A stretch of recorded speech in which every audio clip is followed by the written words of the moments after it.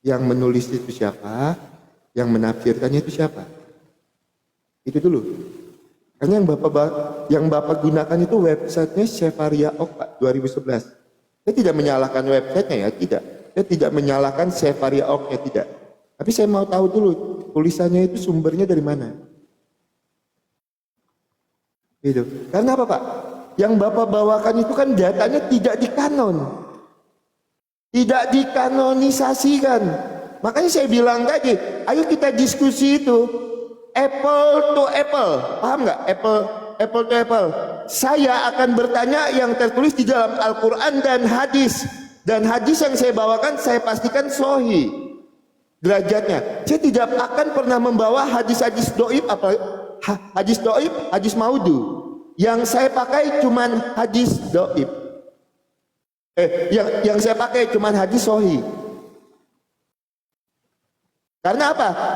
Validasinya ada. Nah, saya tidak tahu sumber yang Bapak bawakan. Sedangkan yang Bapak bawakan data itu kan tidak dikanonkan di dalam Alkitab. Tidak dikanonisasikan di dalam Alkitab. Apa Bapak mau saya bawakan sumber-sumber yang menentang iman Bapak? Pasti Bapak nanti teriak. Sebentar ya. Lah itu kan sumbernya sumber apa? Kalau mau bawa sumber-sumber yang menentang iman Bapak, loh saya bisa bukakan sumbernya, Pak. Bahkan di dalam Sirah Nabawiyah ini ada. Itu. Jadi gunakanlah sumber-sumber yang kami sebagai orang Kristen itu mengakuinya dan itu dikanonkan. Kalau Bapak bawa Sefaria Ok gitu kan, terus yang masalah Tuhan Yesus di dalam tinja dan direbus itu kan tidak dikanonkan, tidak dikanonkan. Data itu tidak dikanonkan. Dan tadi saya sudah menjawabnya. Kenapa saya tidak mau menjawab pertanyaan Bapak? Karena itu tidak dikanonkan. Dan kami orang Kristen tidak mengakui itu. Kami akan mengakui yang dikanonkan dan yang tertulis di dalam Alkitab. Ini Pak.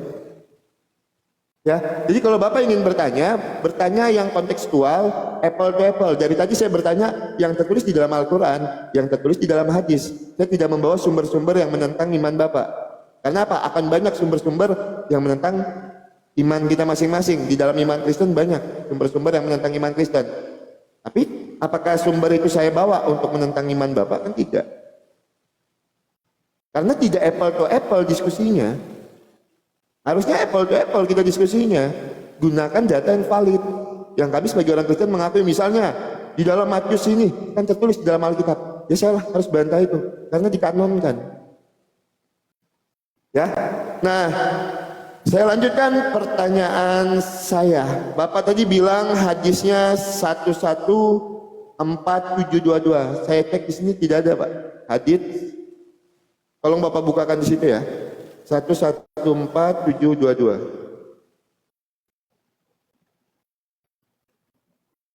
Bentar ya.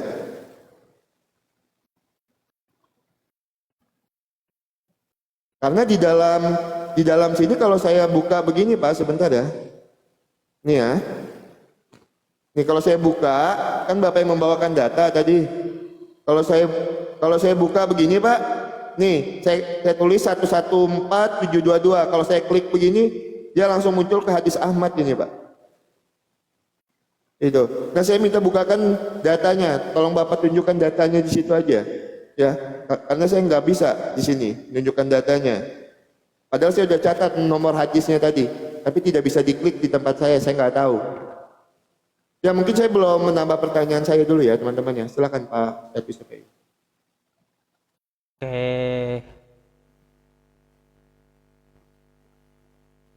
Oke, kawan-kawan semuanya,